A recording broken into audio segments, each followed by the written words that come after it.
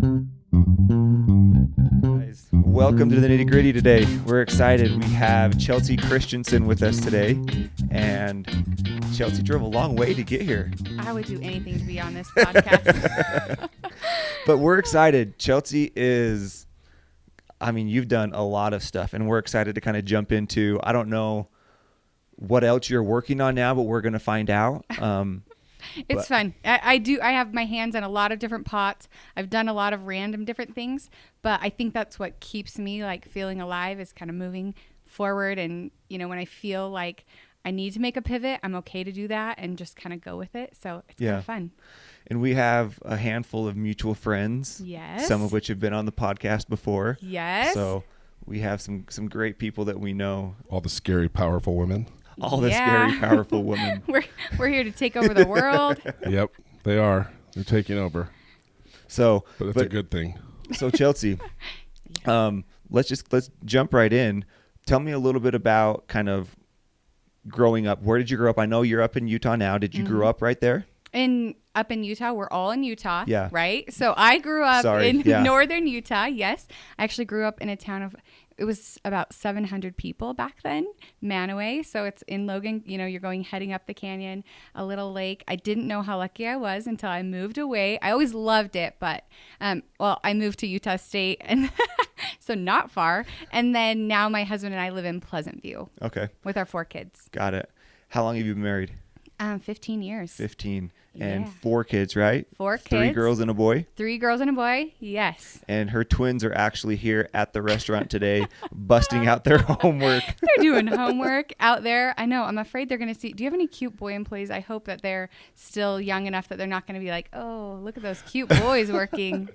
I didn't think that through very well. I think they're safe today. Yeah, hopefully, because these girls are only schedule. 13. These girls are 13, so we'll just keep them back in the corner doing their homework. Yeah.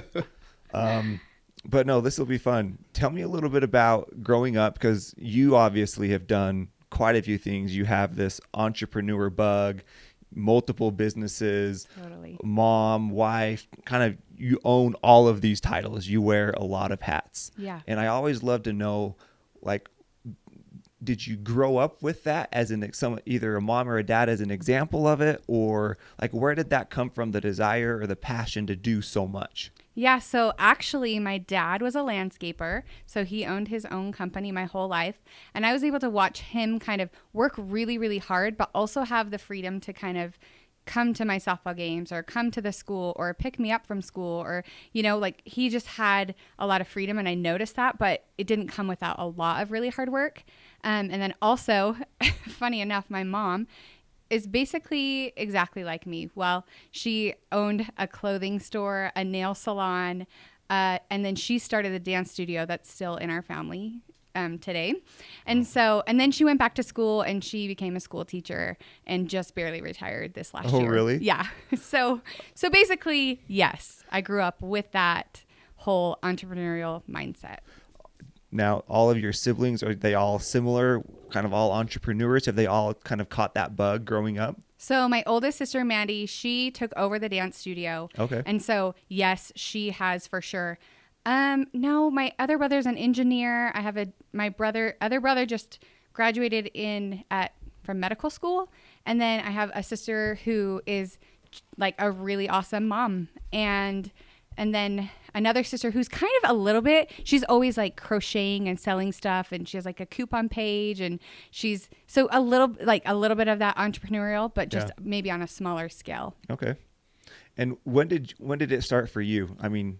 Were you doing side stuff growing up? Always, yes. So how did it start side for hustles? you? Yeah, side hustles.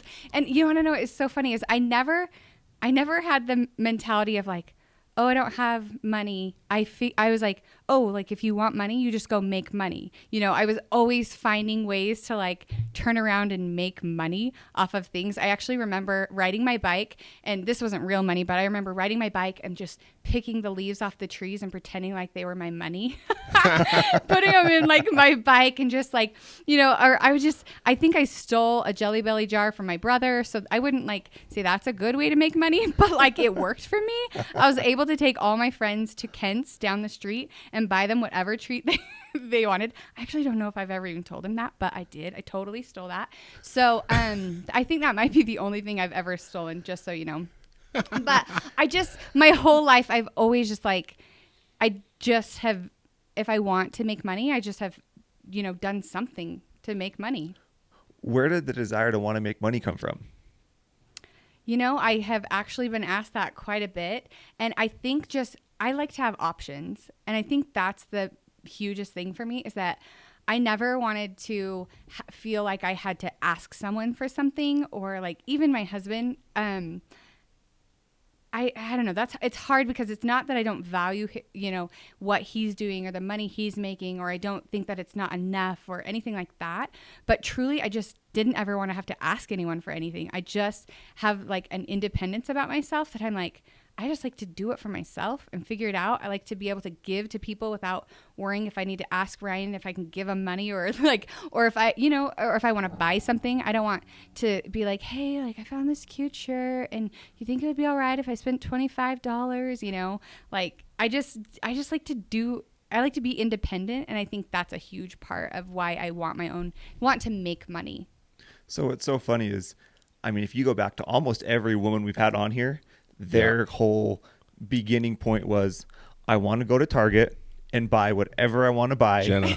and not ask Susan. Yes, Susan. All of them, sure. they've all been like, I want to go and buy whatever I want to buy, Right. and not feel bad about it and not ask for permission. And the funniest part is so, in the process of wanting to be able to buy whatever I wanted, I remember one night, it was maybe, 1 a.m, and it was when I had brought all the printing in home. It was like 1 a.m. I probably had worked for 16 hours, and I was standing there printing these shirts, and I just had like these tears running down my face. And I remember just saying out loud, and I was probably by myself, all I wanted to do was buy $2 shirts for my twins for Old Navy without asking for permission, and now look what I've done, So, you got to watch what you wish for, I guess, sometimes. Yeah, because look what it can turn into. Yeah, right? Wow. So when did you start like your first business? So, Okay. Did it happen after you got married? Was it before? So before I got married, I was coaching the drill team. So I was teaching dance and coaching a drill team at Box Elder. And I hated everything that, the clothing that we would go to the screen printer and they would print this ugly block, just, cotton t-shirt. And I was like, this is horrible, So, and I'd always played around with graphic design a lot. And so I was like, can I just design our own stuff and I'll just take it in and get it printed? And so when you say played around with graphic design, what does that mean? I don't know, got on Photoshop and just figured it out. So you just taught yourself how to use totally. Photoshop? Yes. Why? So, That kind of like teaching yourself Hebrew. well, I started Photoshop seems so hard. I started in like a program called Printmaster, and it was like the ultimate scrapbooker, I think. And so when I took my the art into the screen printing shop for the first time, he's like, what is this and how did you even make that program, make this? I don't get it. Like, I can recreate it. Good job. Like, you're going to want to learn how to use Photoshop. So I just kind of got in there and figured it out. And so I love that underlying theory. It's like, I just figured it out. Right. It's like, I wanted to do this. Yeah. So I just figured out how to do it. That's so what it's like. It seems so simple, but yet so many people don't connect those dots, or are afraid, I'm not going to be able to do that, or they're worried about something else. So I love this underlying theme of, I wanted to do this, so I figured it out. And it makes it seem simple, but it's pretty powerful that you can kind of do that. Well, and creating options for yourself. Like, I think my biggest pet peeve, I guess, or like the thing that actually not pet peeve, because that's like an angry word, but the thing that makes me feel the saddest when I see people is when they believe they have no options. And so I'm like, no, you just create options for yourself. And so that for me was creating an option for myself. Now I had the control of creating the designs that I wanted to be on shirts. And so I did that. And I kept doing that while I was coaching on the team. And then I got pregnant with my twins. Well, I first got married.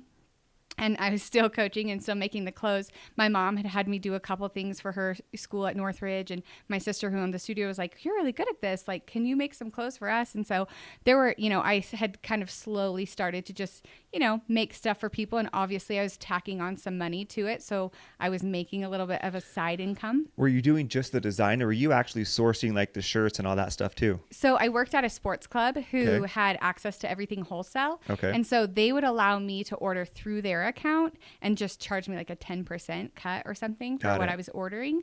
And then I got smart really fast and realized like, oh, they'll get, all I need is a business license and these people will give me, You don't have to pay that access. 10% cut anymore. Right. So that's kind of what I did. And then after I got pregnant with my twins, I was like, I can't keep doing what I'm doing. Like, I can't go to early morning practices, and I don't want to be teaching dance till 9 o'clock at night. And I just really wanted to be at home. And then but everyone was like, will you keep making clothes for us? And I was like, sure. So it kind of just snowballed. Like, I didn't really mean to create a business that way, but it just worked out so perfectly for me. Were you intentional about wanting to have a business? Like before you got pregnant, were you, I want to be a mom, or I want to always be working and have a business? Like what was your kind of mindset going into that? I always knew I needed a creative outlet. Okay. So I did, so I was doing like making the clothing. I also was doing some photography on the side. Once my girls got a little bit older and everyone kept asking me where I was getting all their stuff, then I created a baby store online. Okay, hold on. So we have we have screen printing with graphic design. Yes. We have photography that you did. Yes. And Then I started an online baby store. It was And- called Daisies and Dots, a really horrible name. It's fine.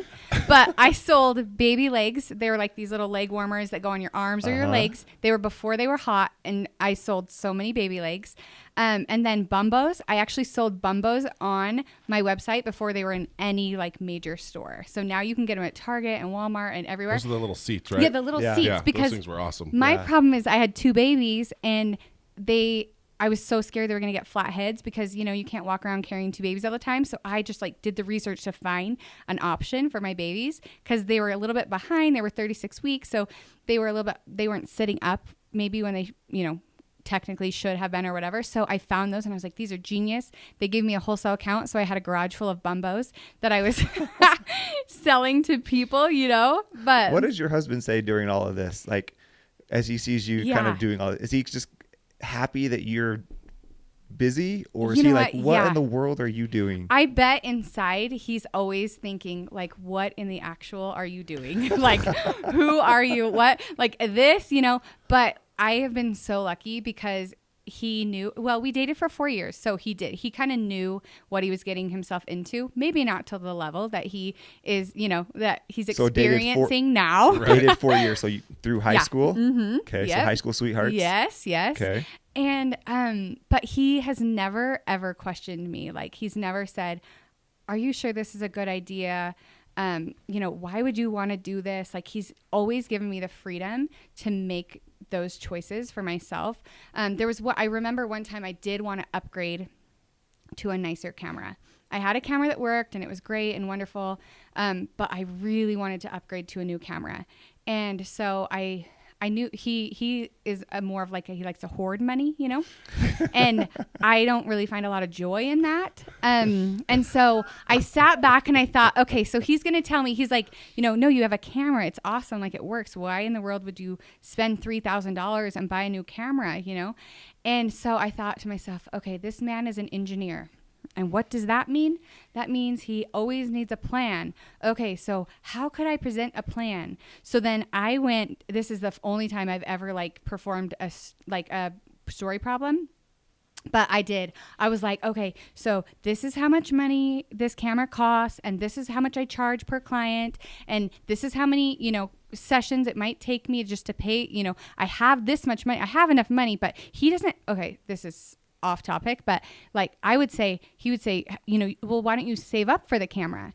And I'm like, well, I have that money in my bank. So doesn't that mean I saved up for it? No, you need to make a new account and then you transfer money over specifically every month. I'm like, this is He's so such an engineer. Yeah, right. So it's the plan. So I was like, okay, yes, I have. So I wasn't going to put it on a card or anything. I was just like, okay, I have the money, but he also needs to see a plan. And it worked like a charm. So I highly suggest any of you who are like me that need something or you want something to move forward in your business and it's going to cost money, whether it's a training or a product, I suggest you write out a plan. Just do the story problem because it will work for you if your husband's an engineer. If your husband.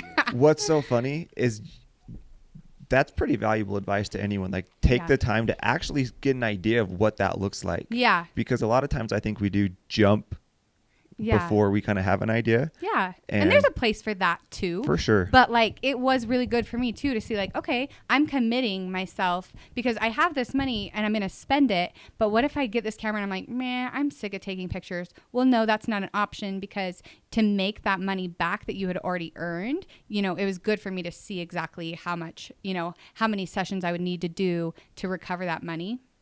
So how long were you doing all of these things? So you're pregnant with twins. Uh-huh. You have your repair, all of this stuff going. Yeah.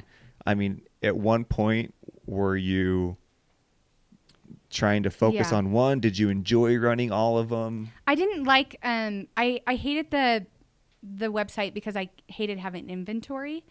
I hated carrying all that baby inventory, stuff? the baby stuff. Okay. Yeah. So that was mostly just when my kids were in that stage and people were asking me. So I'm like, it was basically like an affiliate program, but I had to store all the product Instead of just in my saying, house. use this code, it's like, Yeah. come to my garage. We didn't have that option. So I was shipping stuff out. That was kind of a pain. So that one is probably the shortest lived. And then I did photography for a long time. And I really truly felt like it was a call for me to do photography, to learn how to take pictures and to be really present with my camera. And I think so. When my nephew got sick, and I had documented his life, and after he passed, it was weird. It was almost like, okay, it's time for you just to take pictures of your kids now.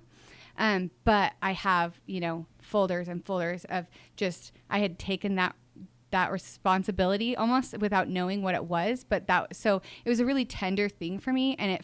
And taking pictures of people's family and giving them that gift. And that was probably one of the most fulfilling jobs, but it also took a lot of time away from my family and energy. And once my screen printing business got so big too, I kind of knew I needed to step away from that. But I gave myself permission once my nephew passed, and I felt like it was more important for me to turn around and start taking pictures of my own kids and just, you know, focusing more on my one screen printing company. Yeah. Now, I've heard you talk about your nephew before, and you talked about that was a pretty pivotal time for you. Yeah. So he had a brain tumor, right? Yeah. Mm-hmm. So why was that such a pivotal time for you? I think because before that, I didn't even know this kind of world existed.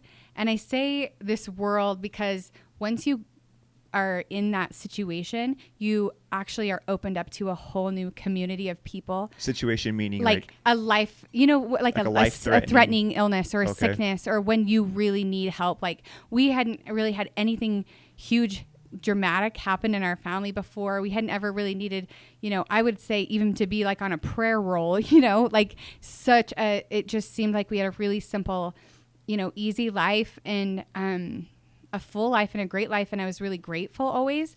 But as soon as we got in that place where it was like, holy cow, like this can happen to anyone. And we didn't have an option with him. It was like literally 0% survival, like, you know, good luck basically, you know. And so as I watched just the people rally around my sister, she had a 2-week-old baby, her 6th baby, when he was diagnosed. And like the neighbors in her area brought dinners in every single night for over 6 weeks. I mean, people would send random envelopes with money, and that was the start of when I work on the board for a nonprofit, Anything for a Friend. And just watching all these people just gather together and like lift people up. It was just a whole new world that I didn't even know existed, but I knew that it was exactly where I wanted to be and that I was forever changed by.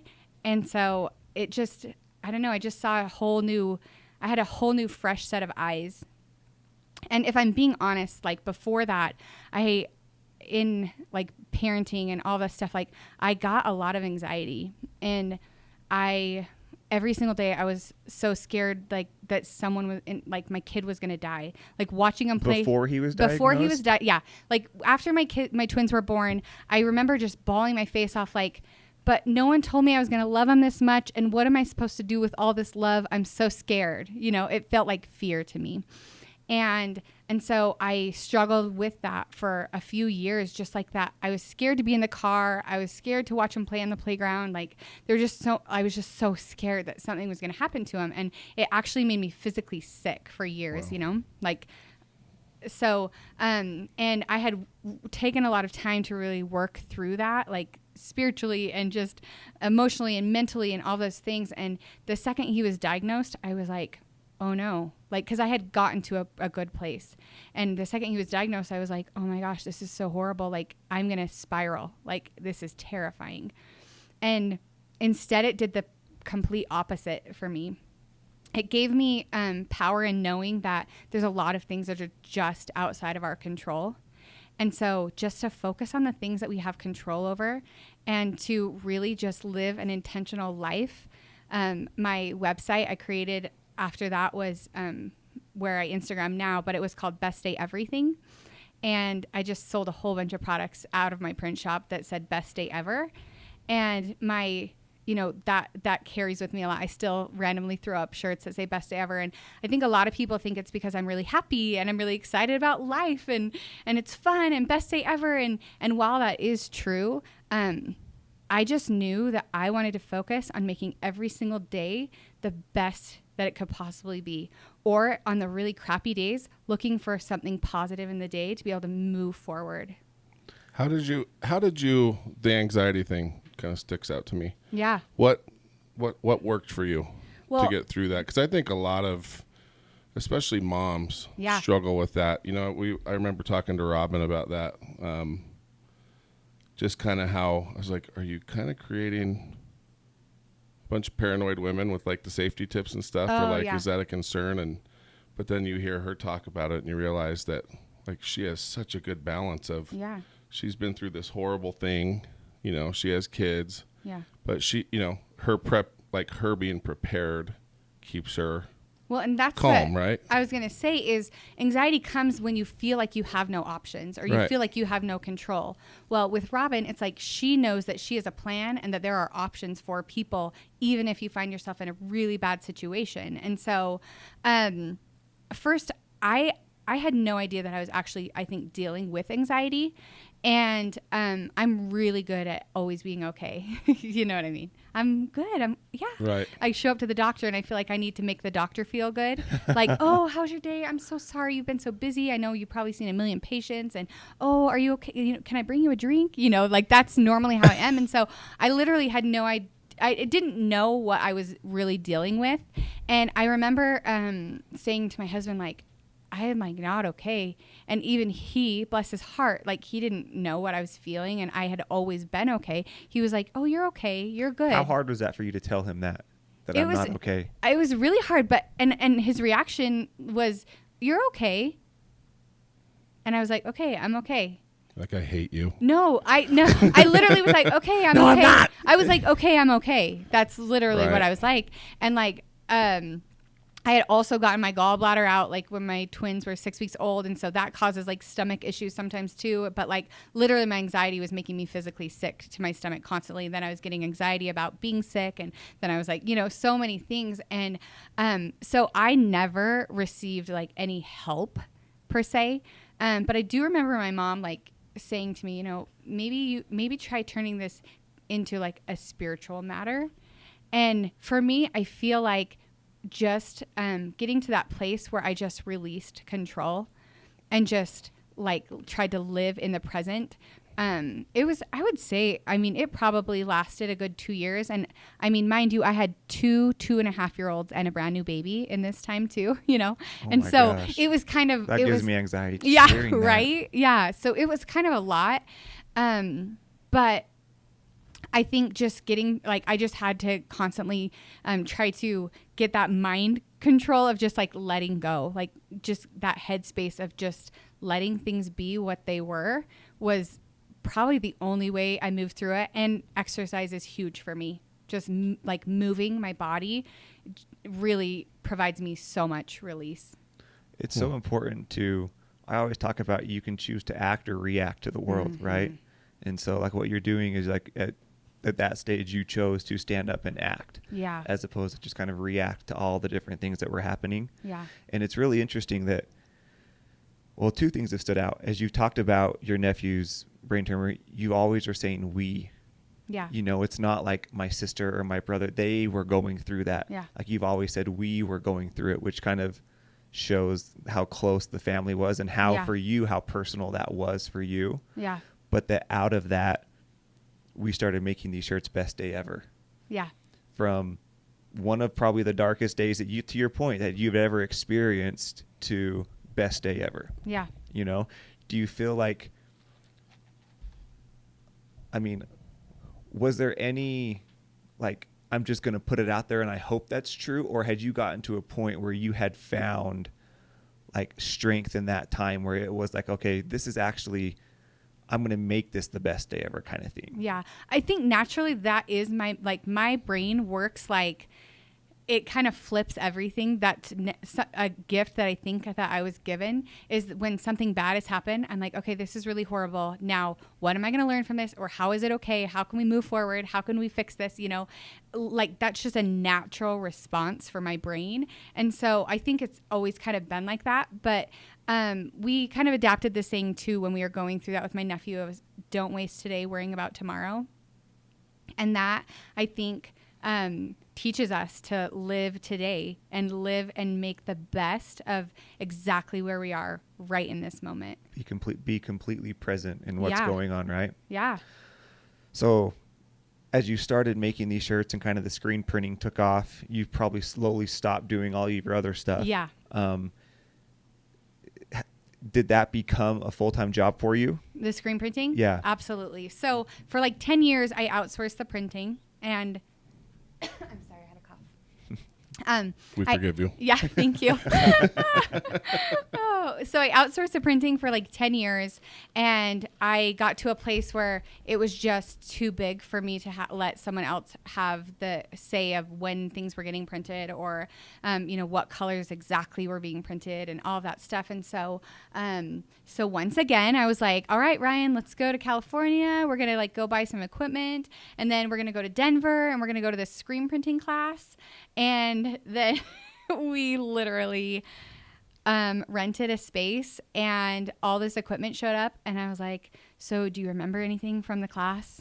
And he was like, just made partner in his engineering firm. And so he has all the weight of the world on his shoulders already. And I'm like, so do you want to screen print with me at 6 a.m. and 7 and 8? And then when you're off work, could you come back in so we could, let's go put the kids to bed and then we'll go print until 1 a.m.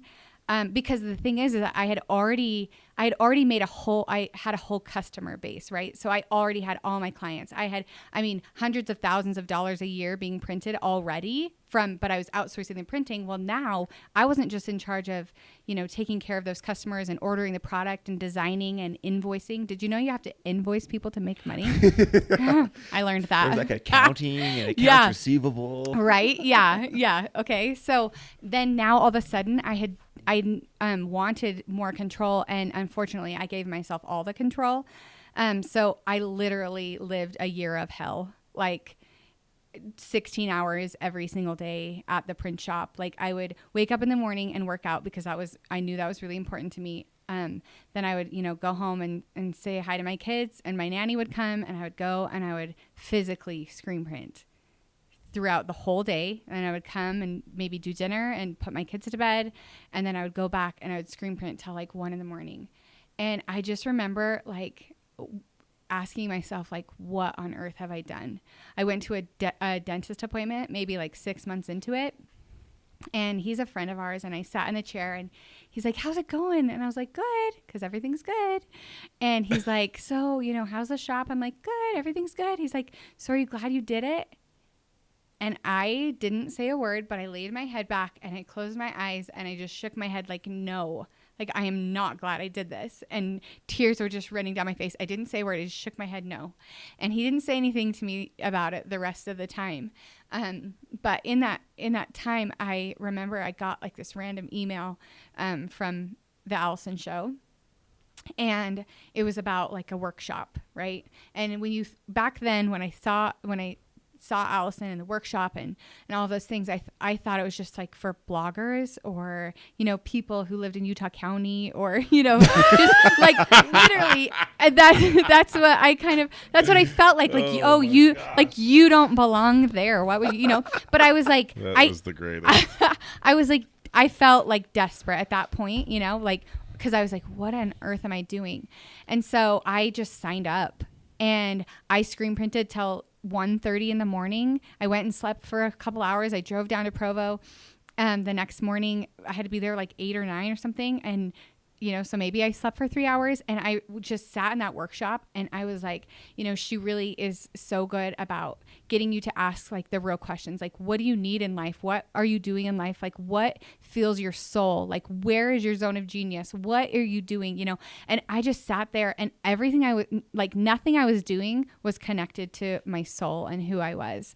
Like, I was producing and I was making people happy, which is part of like my desire in life to, be a service-based person who is helping other people. And I felt like I was making their jobs easier. And, I was providing great product and I was meeting deadlines and I was fulfilling and accomplishing, but nothing that I was doing was like my zone, like my true zone of genius or filling my cup or helping my family, Was that the first time you'd ever taken a step back to look at that? So in the process, which this story is a lot hard for me to tell, but, somewhere in that, it's kind of a big mumbo jumbo, that's 2 years maybe. My 7-year-old came up to me and she said, "Hey Mom, are you gonna, do you have to work on Christmas?" And I was like, "No, I don't have to work on Christmas." And she was like, "Oh, good. Because last year you had to work on Christmas and it was so sad because you didn't get to watch us open any of our presents and it was so sad." And my initial reaction was to be like, "You little jerk." Like, I've never missed Christmas. And if you have any kids in the room, then you probably want to cover their ears, because I wanted to say, not only was I there for Christmas, but I bought every one of those presents. I wrapped those presents till 2 a.m. and I sat there and I watched you open every freaking present. Like, what do you, what's wrong with you? And instead, like, I just stopped for a second and I looked at her and I thought, oh my gosh, like, that's her reality. And even if it's not true, that is what she believes, and I don't get to decide. Perception is reality. Right. I don't get to decide what she believes. And so in that moment, I stopped and I just kind of swallowed my pride and I just said, "You know what, Ella, like, I am so sorry that you think that I wasn't there for Christmas. I promise you I was there for Christmas. I promised I watched you open your presents and I would never, ever miss Christmas." And then I had to self-evaluate, like, what am I, I feel really good because I'm creating some like independent kids. Like my kids, 2-year-old trying to make eggs, like that type of independence, right? Like they are smart and they are capable. But am I letting them know that their mom will be there whenever they truly need her? And that's kind of a question I really had to ask myself and figure out a way to fix that. I can't even imagine what that feels like. Yeah. So was that around the time that you went to the workshop as well? Mm-hmm. It was all in that, few months, all in that time frame. So as you're sitting in the workshop, yeah, I'd imagine there's different exercises they're going through. What was kind of your aha moment as you were in the workshop? Like maybe you started to feel, I don't know what it was, whether it was guilty or not happy. Yeah. Did you have a moment where did you have your "this is what I want to do" moment, or did you just have a "something needs to change"? So I would say there was like three times within the workshop that stick out to me. So we talk about like your core needs, and my biggest one was connection. And in the process of, running all the things and meeting all the deadlines and doing all the things, like I was connecting with no one. because I was working mostly by myself. I was responding to emails, which we all know how, like non-personal that gets anymore. So I wasn't connecting with my husband. I wasn't connecting with my kids. Like I had lost all connection. So realizing that was my core need in my life was connection, and I had no connection. I was like, well, no wonder why I feel like crap. So why do you think that was? I mean, if it was your core need, why do you think you weren't doing any of it? Because I wasn't aware of that. Okay. I was just not self-aware. I think my other, service is another one of my big needs. I love to serve people. I love to make their lives easier. I love to help them in business or whatever it is. So I was doing everything I could to serve my clients, my customers, in every way I could, because they were the ones with the deadline, right? So I was doing that, but your family doesn't give you a deadline. Your family doesn't tell you, you have till tomorrow at 2 to show up and read me a story or play soccer in the backyard. They don't tell you that. And so in me trying to, really just keep my head down and accomplish and make everyone happy, there where people were giving me deadlines, I had lost connection because my head was just down and I was just working my brains out. And then also at home, no one was giving me deadlines. They were always going to be there, And so I had just lost sight of that. I just didn't know how to do all of it. Yeah. So that one was probably the first place I felt that. And then at the end, I talked to Allison for a second, and she wrote a list on the back that I think is really important for all of us. And she's like, I just want you to go home and answer these questions. And it was, what are the things you love to do? What are the things you should never do?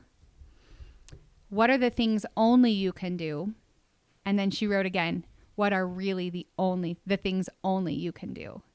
And those were huge questions for me, because I wasn't putting the things I loved at priority. I love meeting with customers and clients and talking to them and getting to know them and helping them and seeing their visions. And I love that so much. So it's important for me to get on the phone with these people sometimes, Email's so convenient, but it's important for me to invite them into my space and be there with them and talk to them. I freaking hated screen printing and washing screens. Am I able to do it? Yeah. Capable? Yep. But are there people who just want to come and work for a few hours and get paid, and this isn't their life calling? Yeah, there are. So why would I be doing that if there's people who need to just make some money while they're doing something else or whatever? And because that's not my zone of genius, And so I was like, I should never be doing that. And then what are the things only I can do? And that list has become smaller and smaller and smaller, which has made my life significantly better and better and better. Yeah, the most successful people say no. Yeah. You learn to say no. Or you let people do things that you think you can, I recently just hired someone to do all my invoicing and, collecting and all that stuff, because for so long I believed I have to do it. That's a responsible thing to do. Now I'm like, no, here you go. Take the wheel. You're doing a great job. For sure. How much money do you want? Take it all. Not really, but you know what I mean? I mean, don't really take it all, but yeah. But I think this is important to touch on, because I think as parents, I think especially with moms, it's really easy just to get caught up in, I'm going to give. In your case, it was to business. Sometimes moms, I'm just going to give everything to my kids, and I'm not going to spend any time on me or on what I need to be doing. Yeah. And I think it's so important to always at least evaluate and see what's going on. That doesn't mean you are going to be in a position to always do what you want to do, but to be aware, of the things that you want to do. And I have a business coach, and a phrase that stands out in my mind is, we were talking about marketing, super off topic, but she was like, I always tell my clients, show me your budget and I'll show you what's important to you. Yeah. Because so many companies are like, oh, I'm not growing. I want to do this. I want to do that. And they're like, well, how much money are you spending on marketing? And they're like, well, I can't afford to spend money on marketing because I have to do this and I have to do that and I have to do that. And they're like, well, there you go. It's not important to you. Right. So show me. But I think there's a side of this that I took away from that was, I always talk about, my family's my most important, I want to be there for my kids. And so I took it show me your budget with your family. So good.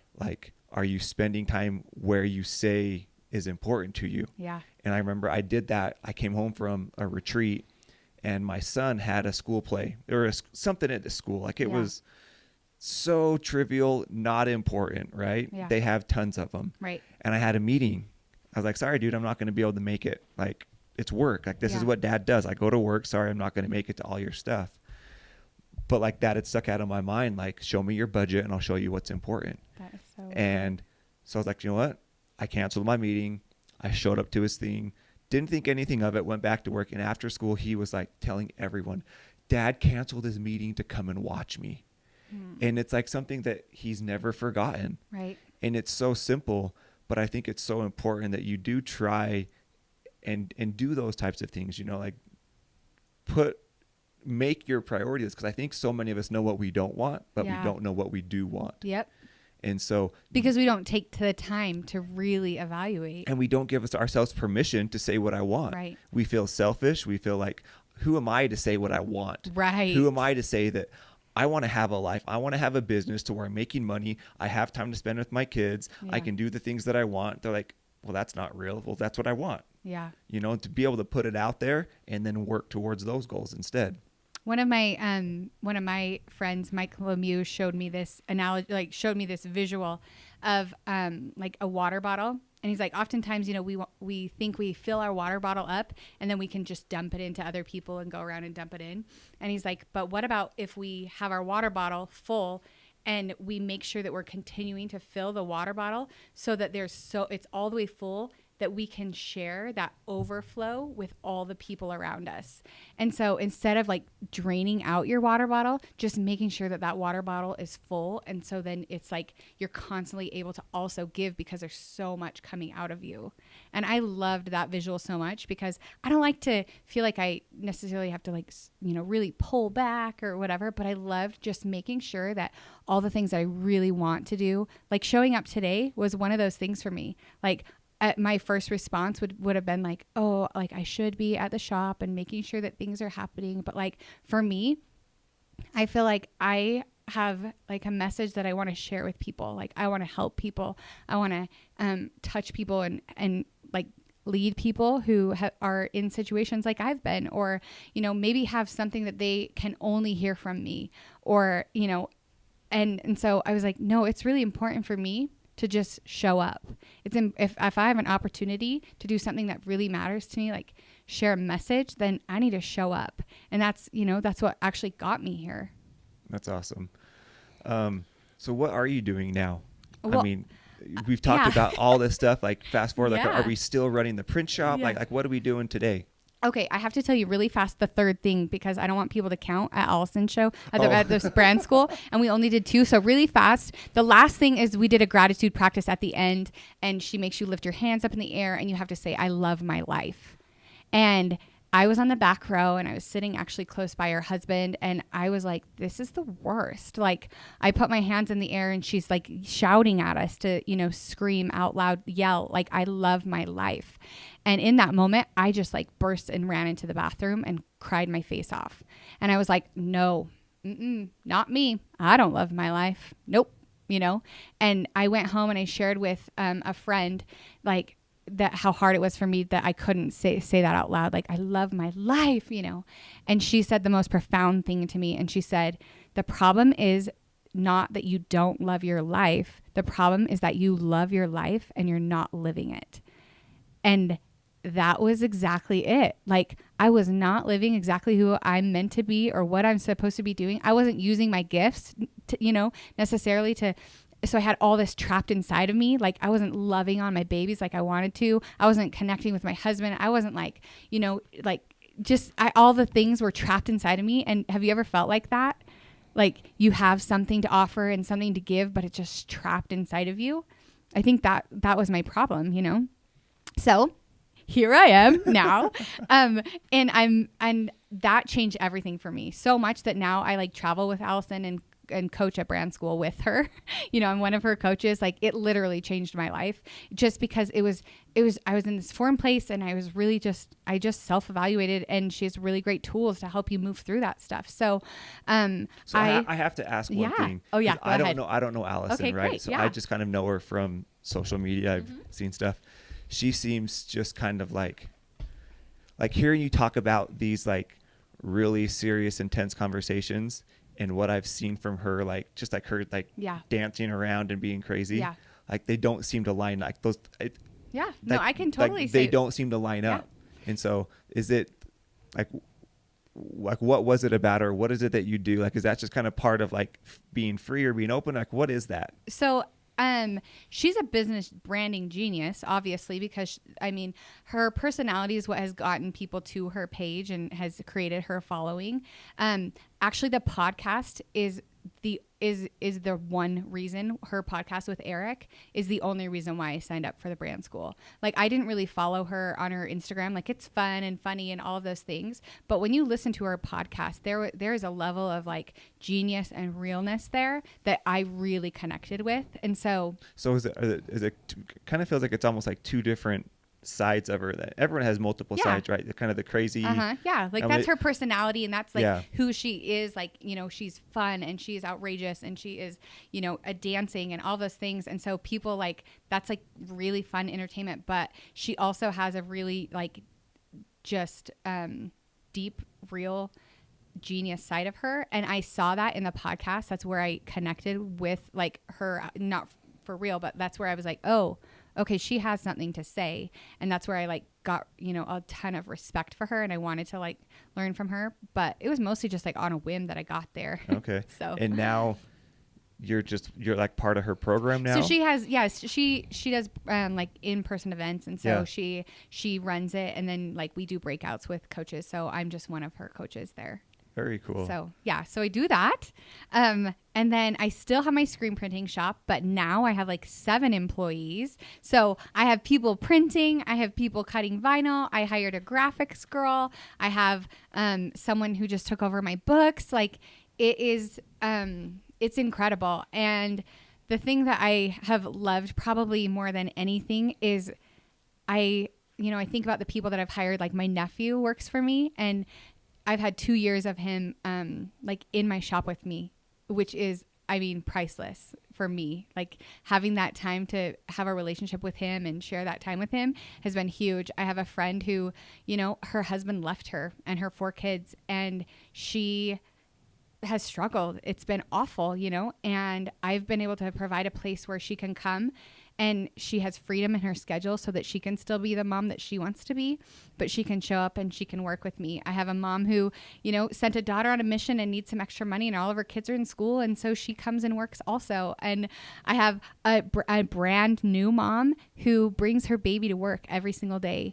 And I just like, I can't tell you what, like sticking it through and getting to a place where now, I'm making money there, but I just see it as this beautiful place where it's like giving people opportunity to provide for their family in a way that really works for them.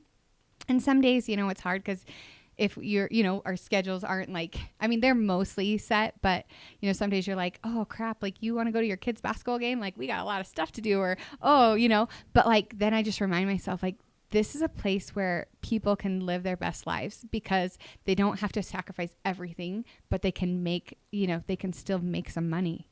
So you're doing that still. Yes. So I have my print shop. Well. Yes, it's going well. Yes. And I throw, so that provides like every once in a while on my Instagram. So that's the other thing I do is I don't really know what I'm doing on Instagram, but I'm on Instagram. It's Chelsea Christensen. And honestly, it is a place where I just share my voice. And I have just always had like, I recently went to Susie's school, a retreat in Island Park, and we did this exercise, and she's on there. It was like, what's the, you know, what did you want to be when you grew up? And like, what's a present you remember getting as a child? And I was like, I always wanted to be a teacher. I wanted to be a school teacher. Whoa. What was my favorite? Like, I got a Let's Play school kit, and I thought that was the best thing ever. And as soon as my kids were old enough, like, I bought them that exact same Let's Play school kit. They didn't ask for it, you know? And then I always wanted baby dolls. I was like the nurturer, and I was like, oh my gosh, like I want to talk because I want to be a teacher. Like, I want to teach people. So I guess essentially on my Instagram, I feel like that gives me a place where I can teach, and it's mostly from experience. And so sometimes it might feel too personal for people.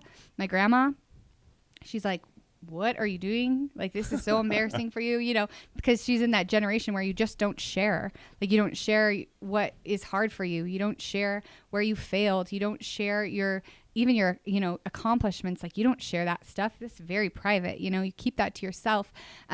But it is so freeing to me to have a place where I can connect with people and I can share my experience, because I don't want them to have to maybe make the same mistakes, or if they're in those mistakes, I want them to be able to see that there's a way to move through it. So it gives me a place to mostly just like teach and connect with people. And then I'm also a rep for Zaya Active, and I'll tell you that I told you that connection is one of my, you know, strongest core needs in life. And that's what I needed and that's what I've gotten from being a part of that company, is so much connection. And I get to teach people how to grow a business, you know, people who maybe don't want to develop their own product, or who don't want to run a brick and mortar or anything. But I get to take these, you know, we talk about moms on this a lot, and like I get to help these moms, or I have moms or not moms or business owners or whatever, you know, some people just want to like are straight up business because they want multiple streams of income. Some people are moms because they need that connection. They want to build something. They want to feel valued, and they want to connect with other people. And so I just have so much fulfillment in connecting and teaching and guiding and leading those people on my team. So I have a question. Yeah. I want to back up. Let's do it. So I'm reliving the story from a few minutes ago, the screen printing. Yeah. I'm putting myself in your husband's shoes. Mm-hmm. Oh my gosh. I don't know how I could do it. Like that. So that's the question. Like, you're wondering if he still likes me? Yeah. Like if my wife's like, we're going to California, I'm like, I'd be like, no, you can if you want. But like, it sounds like, you know, cause I think sometimes like marriage is hard. Right. Yeah. And so, you know, my wife and I have been through the ringer, but that would be really tough to balance, like being a mom, being a wife. Like being a mom is a full-time job, right? Yeah. And then having the screen printing shop. But I'm interested in, I guess, the marriage aspect through all of that. Like how, because he's working full-time. Is he just laid back? Is he totally just like, he's a really laid back person, but then I always know when he's stressed because he gets shingles. Really? Oh no! It's like the worst thing. Poor guy. I know, Holy and it crap. comes out if he gets really sunburned, or if he's stressed, then he will get shingles. He also gets like a cold sore in his eye. So at least if he doesn't tell me he's stressed, I know he's stressed. He's got pus oozing out of his eye. Horrible poker player. Yeah. But you know what? Here's the thing: is that he has looked at me many times, and he has said to me, like, "You don't have to do this." See, and that ultimately, I guess that was my question, right? It's not about like the old school traditional thing. No. I've learned so much doing the podcast. I think Susan, like the one thing that Jenna said that really stuck out to me that I've talked to my wife with about is being seen. Yeah. Right. I want to be seen, because sometimes, I mean, I think being a mom is the most important job in the world and probably the toughest job in the world. Yeah. But at the same time, it's like Groundhog Day, right? And like your personality, it's funny. Like when I hear you talk, I just kind of picture, like, I'm trying to think, maybe Ghostbusters was the, you know, like when just like all of the sunshine or the light just comes out, like you just have a lot of light inside of you. That, you know what, guess what? Do you know what my word for the year is? What? Light. See, so that's the biggest compliment you could ever give me. It's funny, like even when you're telling happy things, like you're choking back tears. I'm a pretty emotional guy, right? And I've maybe cried on the podcast a few times. But, you know, you can really see, like, there's just so much that wants to get out, just so much positivity that wants to get out. And it's really, really cool. But I also know that to get to the point that you're at right now, you generally have to suffer. Yeah. Because when you suffer and when you like, you know, kind of like the dentist story, right? Yeah. First of all, where was the laughing gas? I mean, he should have just put it on you for like, let's help a sister out here. She's just like, you know what? Yeah. As soon as you start nodding your head and crying, you're just like, here you go. I just put the mask on her. I'm just going to turn that. Like, take a few deep breaths. And the poor guy, you know, he wasn't expecting that. Like, and I just couldn't even put out words, you know? And so, I mean, that is the honest truth. There have been like, I mean, I think I've shared on my Instagram before, like, one day Ryan walked in and I was just like laying in the bath and I was just crying. And he was like, what's going on? Like, why are you doing this to yourself? Yeah. Like what? And that's exactly that would be what I would tell my wife. Yeah. And he has asked me that many times. Like, what are you doing? Why? Like, you don't have to do this, you know? And for me, I was like, I've never felt more alone in my life. Like, that's how I felt. I just was like, and I am a people person. And the thing about it is I am surrounded by so many people. Like, I am surrounded by freaking amazing women and like men and friends. Like, I really am. So I am supported. But the problem for me was that I didn't have a lot of people in my life who were doing what I was doing. I didn't have a lot of people who had a desire to like build a business or like have employees or make money. Like, they were like, why aren't you coming to lunch? You know, they were. And so not only was I feeling like not like I didn't really have anyone to talk to, but I was also feeling like guilt and like I was letting down my friends because they were going to the park or, you know, going to lunch and now I'm in a place where I make priority to do that. Like if there's any chance that I can get away, then I get away and, you know, I'll show up for lunch and do those things. But, you know, Ryan, going back to Ryan, like he truly is like the most solid person I know. And, he reminds me a lot of my dad. My dad never he supported my mom in her independence and maybe even to a fault sometimes, you know. But like that's how Ryan is for me. Like, what do you mean to a fault sometimes? I mean, because I think sometimes like when maybe Ryan I probably wouldn't have responded very well because one time he's like, so like, do you think you could put the laundry away? And I was like, if you ever say that to me again, I swear to you, I will kill you. Like, no, you know, and he actually does 90% of the laundry. So like, I'm just saying he had full like right to ask me that, but I didn't respond very well. But I'm just saying like, you know, maybe there's times where, you know, my dad could have said to my mom, like, hey, like, you know, like what can we do better together? You know, how can we make more time, you know, to be together and same, you know, and Ryan and I are, I don't know, I always say we're like a perfect team and that sounds like arrogant or whatever. But like, I remember my mom like growing up, which we have a whole nother story of marriage story. My mom did not want me to marry him, but now she like thinks he's the best thing ever. But I remember her saying to me, you know, don't marry someone you can live with, but like marry someone you can't live without. And that was the thing with Ryan. Like, I literally couldn't live without him. I tried a couple times because he's just so solid for me. And I think because I am like think so big and, you know, half the time I don't even share with him my goals or, you know, some of the big dreams and goals because I know that would like probably send him straight into a pure like panic because he's Shingles. Shingles. Yeah. Because he's just so solid and just so consistent. Like consistency is his core need. Like he just needs to know he's going to show up to work and go from this time to this time and he's going to make this much money and this is what it's going to look like. And so that's pretty much your exact opposite. Totally. Right. Yeah. And I'm like, I you know, we had a conversation one day with the print shop that I was like, so you're telling me that you want me to build wealth? Like, no, I am not going to show up to work every single day for the next 30 years and save 10% and 20% and put it in a bank and blah, blah. I'm like, I'm going to go freaking make $1 million. That's what I'm going to do. You know, I'm like, I'm going to find other ways to make money because I'm not going to, you know, that doesn't feel good to me. Like consistency like that. I'm like, meh, that's for the birds, you know? So we are very, very different. You can't be like that and be an entrepreneur. Like, no, like, could you? I'm like, ugh, kill me now. Like, but that's how most of the world thinks. Have fun at work. Yeah, have fun. No, at I mean, work. I love working. I am not afraid of hard work. I'm but not I afraid know to what work. you meant by that. Yeah, just like go clock in, go clock out. No. And do the your world thing. needs all types of Absolutely. people, right? Like if everyone was like us, nothing would ever get done because Right? we'd always be on different stuff. Yeah, it is. I mean, I just told you. I even left out the fact that I made a company called Smelly Stuff where I made chapsticks and lotions and soaps in our kitchen and sold them at craft fairs. I don't know what to tell you. I know. It's ridiculous. That's a great name, though, if someone needs it. Smelly Stuff. Mm-hmm. So I have a question. As we've talked about this, you had that pivotal moment with your daughter where she asked you, like, are you going to work on Christmas? Mm-hmm.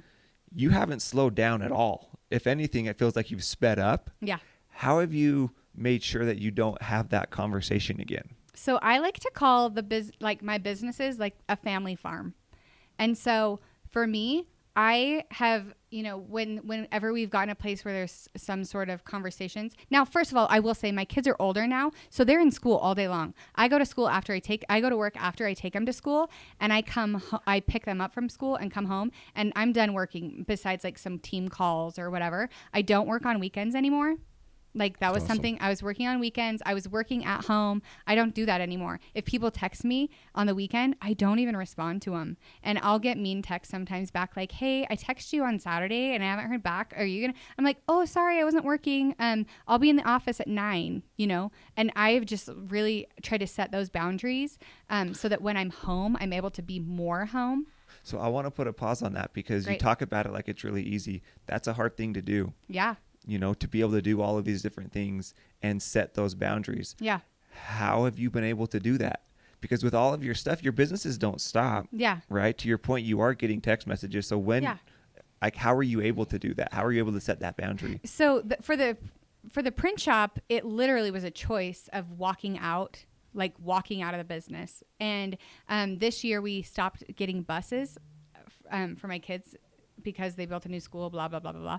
And so now we don't have a bus. So actually, at first I was like, this is the worst day of my life, And now even the bus, it sets a boundary for me because I have to leave my shop to go pick up my 2 kids who are waiting outside the school. So, I mean, that's not like I didn't do that myself, but I see it for what it is. And I actually am grateful for it because otherwise, I'd be like, oh, they're home. They're off the bus. They're fine. Like I'll get to them like 5 minutes before they need to be to dance or, you know what I mean? And so, but like, honestly, it was a choice. It really, truly was a choice. And knowing that I was going to maybe have some people disappointed with me because they were used to me responding to their messages right away or their emails right away. And, I saw a meme the other day that was like, how in 1999, we were like assigning custom ringtones to every contact, and now we have our phone on like do not disturb and like vibrate, and like we're just like, please don't call me, and that's kind of like how it was. I think with my business, I was like growing this business and I was constantly reacting. You talked about this a little bit. I think you said act and like respond, but I always say like I don't want to react to life, I want to respond to life. And I think responding is taking that buffering moment, like even just like on Instagram or in my business or anything, just like stopping for 1 second and like, do I have time? Is this a good time to respond to this person?